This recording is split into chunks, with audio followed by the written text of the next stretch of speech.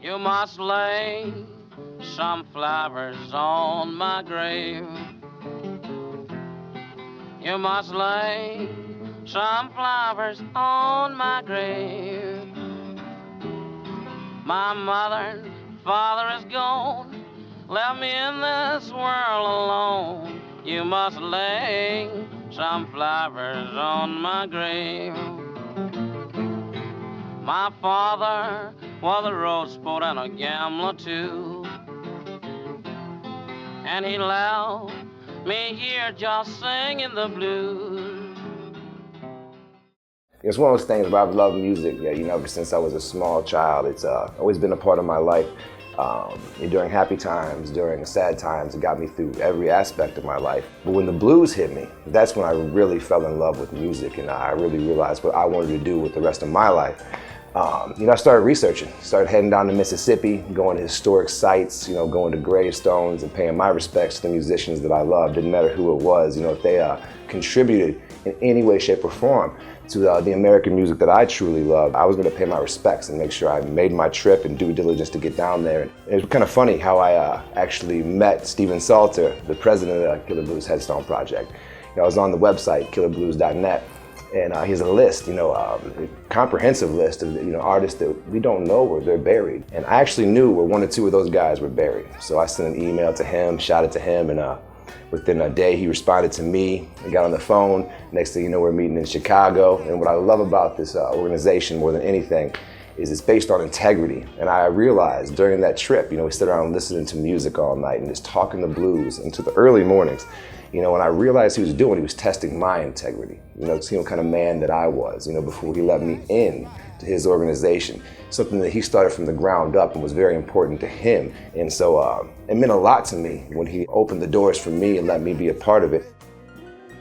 I tell people a lot, you think of me as the killer blues guy, Well, I love blues, but I also love jazz and country and rock and soul. And I decided I had to get down to New Orleans for the Jazz and Heritage Festival. Well, the compulsive learner that I am, I studied and said, what's between my hometown, Whitehall, Michigan, and New Orleans that had anything to do with blues history?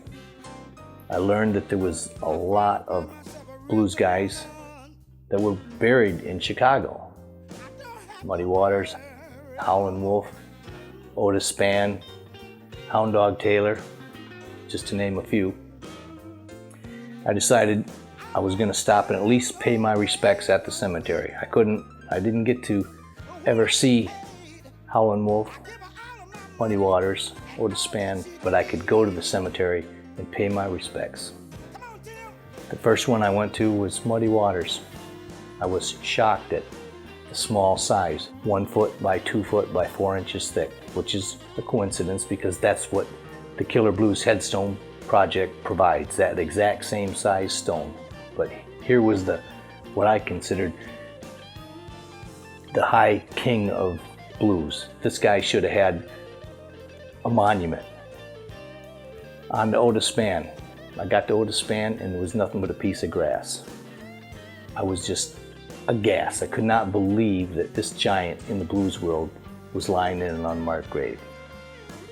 It is definitely a travesty that some of your greatest musicians, particularly the blues musicians, they've died and now they faded away, unrecognized for their great contributions that they've given to the music scene.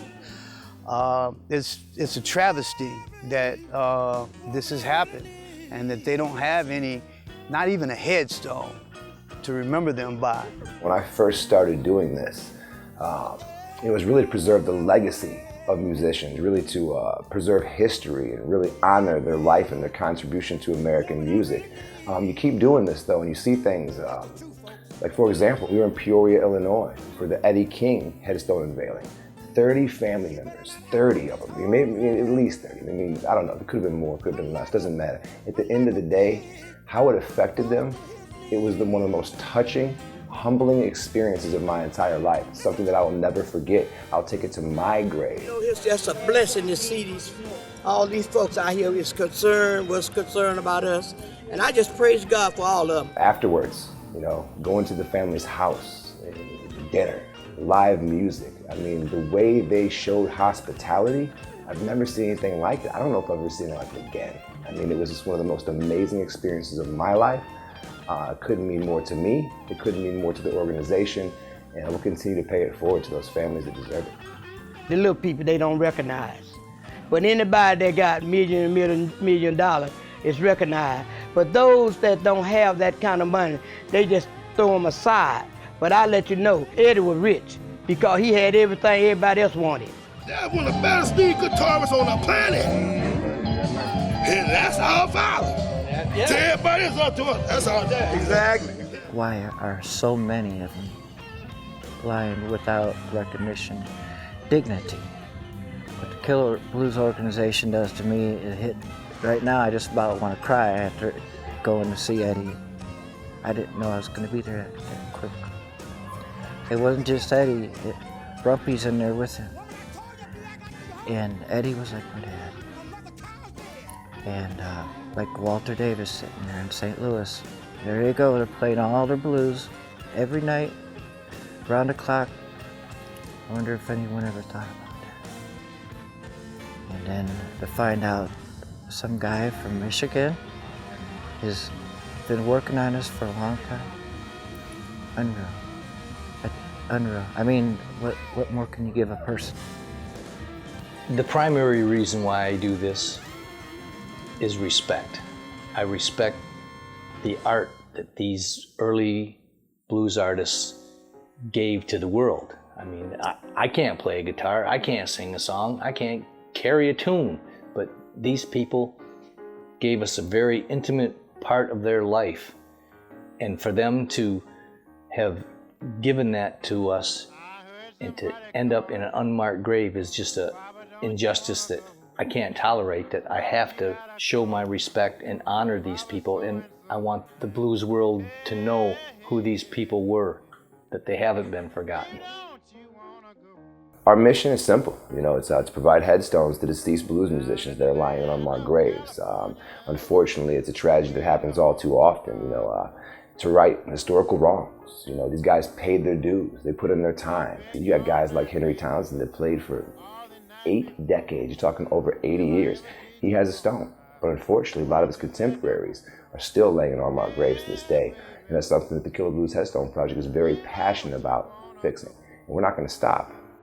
It is our intent to honor these musicians. We don't believe any artists that contributed to this wonderful music that we call blues should be lying in an unmarked grave. It's just an unacceptable situation. I'm going to appeal one more time to the people. Please come out. Give them help. The Killer Blues organization, they are just doing a fantastic job, but they need help. They need help, they need some money, and they need some support. Go to our website, killerblues.net, and make a donation. We have a long list of artists that need headstones, and we can't do it without you. We want to thank you in advance for your support. We'd like to thank those that have already contributed to our cause, and most importantly, we'd like to thank our biggest supporter, Founders Beer. Hey, babe, Mama, don't you wanna go down in the land of California, sweet home Chicago?